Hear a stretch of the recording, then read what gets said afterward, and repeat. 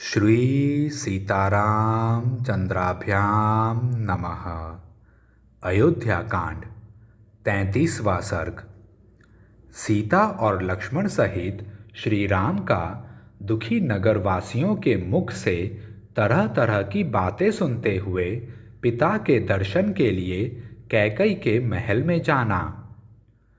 विदेह कुमारी सीता के साथ श्री राम और लक्ष्मण ब्राह्मणों को बहुत सा धन दान करके वन जाने के लिए उद्यत हो पिता का दर्शन करने के लिए गए।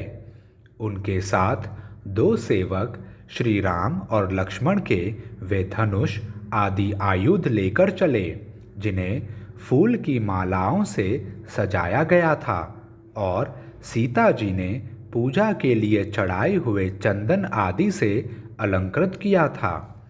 उन दोनों के आयुधों की उस समय बड़ी शोभा हो रही थी। उस अवसर पर धनी लोग प्रासादों, हर्म्यगृहों तथा विमानों की ऊपरी छतों पर चढ़कर उदासीन भाव से उन तीनों की ओर देखने लगे। उस समय सड़कें मनुष्यों की भीड़ से भरी थीं, इसलिए उन पर सुगमतापूर्वक चलना कठिन हो गया था। अतः अधिकांश मनुष्य प्रासादों, तिमंजिले मकानों पर चढ़कर वहीं से दुखी होकर श्री रामचंद्र जी की ओर देख रहे थे। श्री राम को अपने छोटे भाई लक्ष्मण और पत्नी सीता के साथ पैदल जाते देख बहुत से मनुष्यों का हृदय शोक से व्याकुल हो उठा।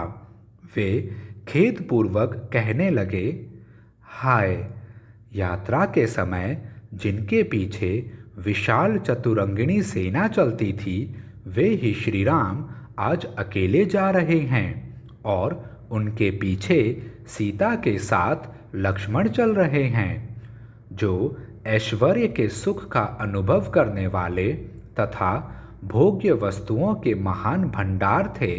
जहाँ सबकी कामनाएं पूर्ण होती थीं, वे ही श्री राम आज धर्म का गौरव रखने के लिए पिता की बात झूठी करना नहीं चाहते हैं। ओह, पहले जिसे आकाश में विचरने वाले प्राणी भी नहीं देख पाते थे, उसी सीता को इस समय सड़कों पर खड़े हुए लोग देख रहे हैं।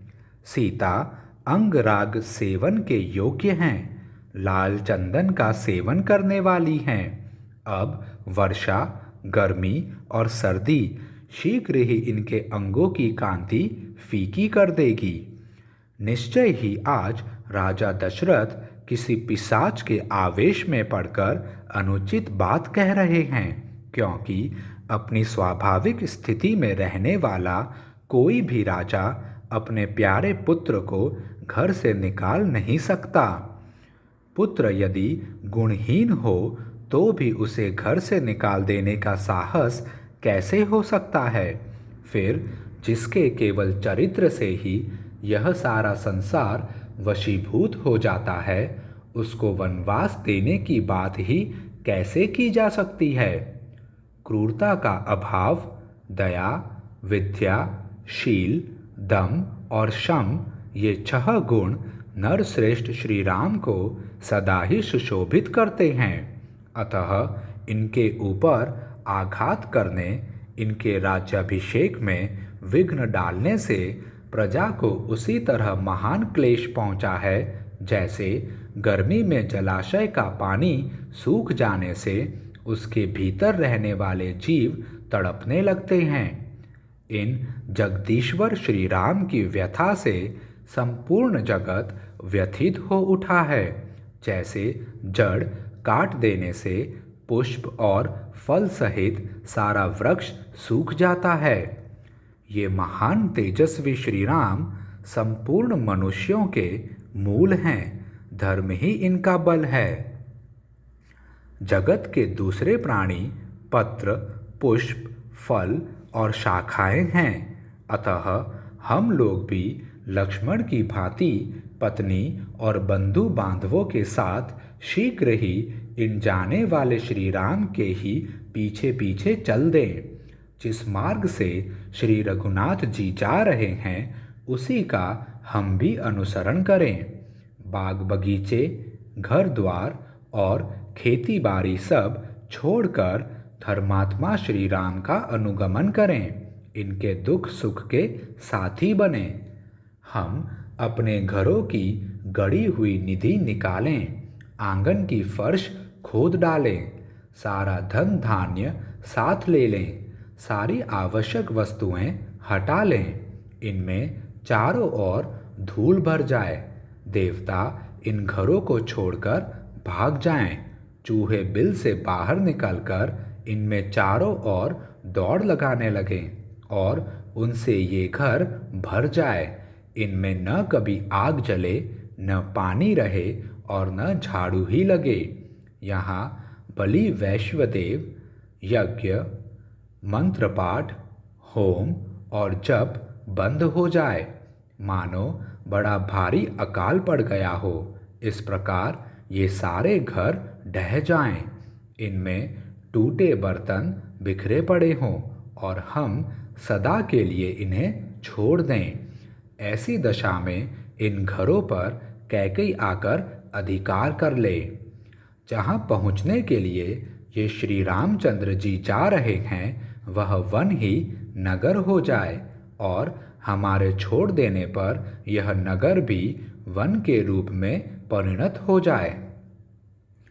वन में हम लोगों के भय से सांप अपने बिल छोड़कर भाग जाएं, पर्वत पर रहने वाले मृग और पक्षी उसके शिखरों को छोड़ दें तथा हाथी और सिंह भी उन वनों को त्याग कर दूर चले जाएं।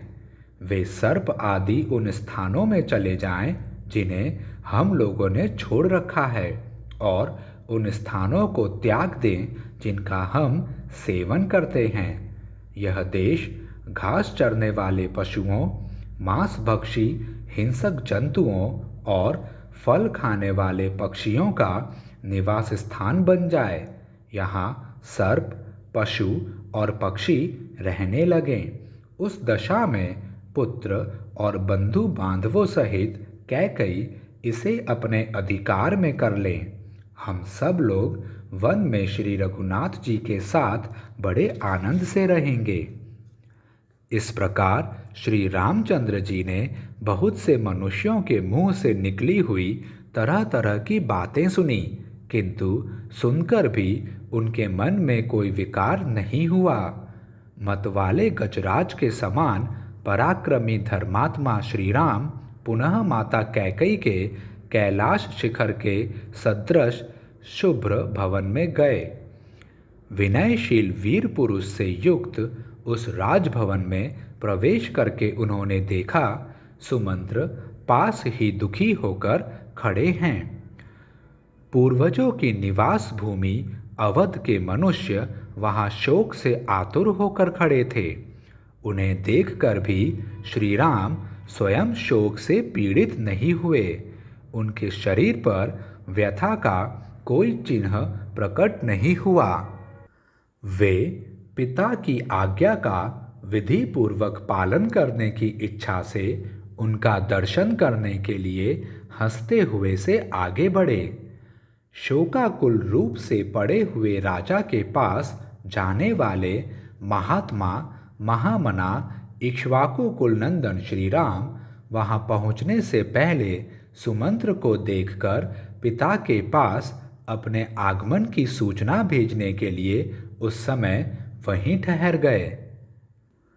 पिता के आदेश से वन में प्रवेश करने का बुद्धिपूर्वक निश्चय करके आए हुए धर्मवत्सल श्री रामचंद्र जी सुमंत्र की ओर देखकर बोले, आप महाराज को मेरे आगमन की सूचना दे दें।